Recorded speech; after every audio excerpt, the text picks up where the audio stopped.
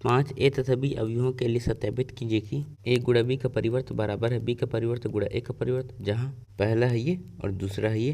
तो हम इसमें इनकी सहायता से इसे सिद्ध करना है। तो पहले हम इसे हल करेंगे। तो यहाँ पर हम लिखेंगे दिया है a बराबर अवयव 1 ऋण 4 3, फिर b बराबर अवयव ऋण 1 2 1।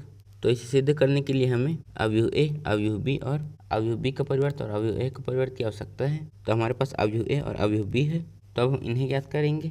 तो यहाँ पर पहले हम a का परिवर्त ज्ञात करेंगे। तो यहाँ पर अवयव a ऐसा है तो अवयव a का परिवर्त ऐसा होगा। तो हम इसे इस तरह लिखेंगे। तो यहाँ पर आ जाएगा 1, फिर यहाँ पर ऋण 4 और यहाँ पर 3। तो यहाँ पर हमने a का परिवर्त ज्ञात कर लिया, तो अब हम b का परिवर्त ज्ञात करेंगे। तो यहाँ पर ये ऐसा है तो इसका परिवर्त ऐसा हो जाएगा। तो हम इसे इस तरह लिखेंगे। तो यहाँ पर आ जाएगा ऋण 1, फिर यहाँ पर 2 और यहाँ पर 1। तो यहाँ पर अब हम इसे सिद्ध करेंगे।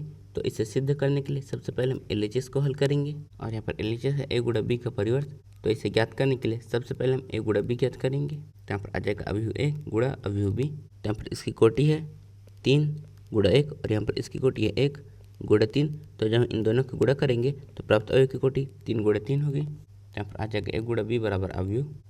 तो हम इसका इसमें, फिर इसका इसमें, फिर इसका इसमें गुणा करेंगे। तो यहाँ पर आ जाएगा ऋण 1, फिर यहाँ पर 2 और यहाँ पर 1, फिर हम इसका इसमें गुणा करेंगे। तो यहाँ पर आ जाएगा 4, फिर यहाँ पर ऋण 8 और यहाँ पर ऋण 4, फिर हम इसका गुणा इसमें करेंगे। तो यहाँ पर आ जाएगा ऋण 3, फिर यहाँ पर 6 और यहाँ पर 3। तो यहाँ पर हमने a गुणा b ज्ञात कर लिया। तो अब हम a गुणा b का परिवर्त ज्ञात करेंगे। तो इसके लिए हम इसे इस तरह लिखेंगे। तो यहाँ पर आ जाएगा ऋण 1 2 1, फिर इसे इस तरह। तो यहाँ पर आ जाएगा 4 ऋण 8 ऋण 4, फिर इसे इस तरह। तो यहाँ पर आ जाएगा ऋण 3 6 3। तो यहाँ पर हमने LHS ज्ञात कर लिया। तो अब हम RHS ज्ञात करेंगे। और यहाँ पर RHS है b का परिवर्त गुणा a का परिवर्त। तो यहाँ पर आ जाएगा b का परिवर्त गुणा a का परिवर्त बराबर अवयव b का परिवर्त गुणा अवयव a का परिवर्त। तो यहाँ पर इसकी कोटि 3/1 है और इसकी कोटि 1/3 है। तो हम इन दोनों को गुणा करेंगे तो प्राप्त अवयव की कोटि 3/3 होगी। तो पहले हम इसका इसमें गुणा करेंगे।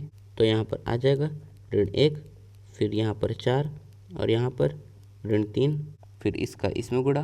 तो यहाँ पर आ जाएगा 2, फिर यहाँ पर ऋण 8 और यहाँ पर 6, फिर हम इसका इसमें गुणा करेंगे। तो यहाँ पर आ जाएगा 1, फिर यहाँ पर ऋण 4 और यहाँ पर 3।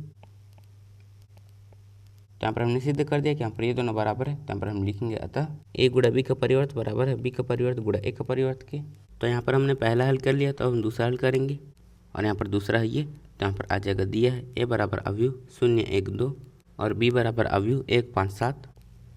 तो यहाँ पर हमें इसमें भी इसे ही सिद्ध करना है, इसीलिए सबसे पहले हम अवयव a का परिवर्त ज्ञात करेंगे। तो यहाँ पर ये ऐसा है तो इसका परिवर्त ऐसा हो जाएगा। तो यहाँ पर आ जाएगा 0, यहाँ पर 1 और यहाँ पर 2, फिर हम b का परिवर्त ज्ञात करेंगे। तो यहाँ पर आ जाएगा 1, फिर यहाँ पर 5 और यहाँ पर 7। तो यहाँ पर हमने a का परिवर्त और b का परिवर्त ज्ञात कर लिया। तो अब हम LHS ज्ञात करेंगे। तो यहाँ पर आ जाएगा a गुणा b बराबर अवयव a गुणा अवयव b। तो यहाँ पर ये अवयव 3/1 का है और यहाँ पर ये 1/3 का है। तो जब हम इन दोनों का गुणा करेंगे तो प्राप्त अवयव 3/3 का होगा। तो यहाँ पर हम इसका इनमें गुणा करेंगे। तो यहाँ पर आ जाएगा 0 0 0, फिर हम इसका इसमें गुणा करेंगे। तो यहाँ पर आ जाएगा 1, फिर यहाँ पर 5 और यहाँ पर 7, फिर हम इसका इसमें गुणा करेंगे। तो यहाँ पर आ जाएगा 2, फिर यहाँ पर 10 और यहाँ पर 14। तो यहाँ पर हमने a गुणा b ज्ञात कर लिया। तो अब हम a गुणा b का परिवर्त ज्ञात करेंगे, मतलब हम इसे इस तरह लिखेंगे। तो यहाँ पर आ जाएगा 0 0 0, फिर हम इसे इस तरह। तो यहाँ पर 1 5 7, फिर इससे इस तरह। तो यहाँ पर 2 10 14। तो यहाँ पर हमने LHS ज्ञात कर लिया। तो अब हम RHS ज्ञात करेंगे। तो यहाँ पर आ जाएगा b का परिवर्त गुणा a का परिवर्त बराबर अवयव b का परिवर्त गुणा अवयव a का परिवर्त। तो यहाँ पर इस अवयव की कोटि 3 गुणा 1 और इसकी कोटि 1 गुणा 3 है। तो जब हम इन दोनों का गुणा करेंगे तो प्राप्त अवयव की कोटि 3/3 होगी। तो पहले हम इसका इसमें गुणा करेंगे। तो यहाँ पर आ जाएगा 0, फिर यहाँ पर 1 और यहाँ पर 2, फिर हम इसका इसमें गुणा करेंगे। तो यहाँ पर आ जाएगा 0, फिर यहाँ पर 5 और यहाँ पर 10, फिर हम इसका इसमें गुणा करेंगे। तो यहाँ पर आ जाएगा 0, यहाँ पर 7 और यहाँ पर 14। तो यहाँ पर a गुणा b का परिवर्त और b का परिवर्त गुणा a का परिवर्त दोनों का मान बराबर आया है और हमें इसमें यही सिद्ध करना था। तो यहाँ पर हमने सिद्ध कर दिया कि यहाँ पर ये बराबर ये है। तो यहाँ पर हम लिखेंगे अतः ए गुणा बी का परिवर्त बराबर है बी का परिवर्त गुणा ए का परिवर्त के।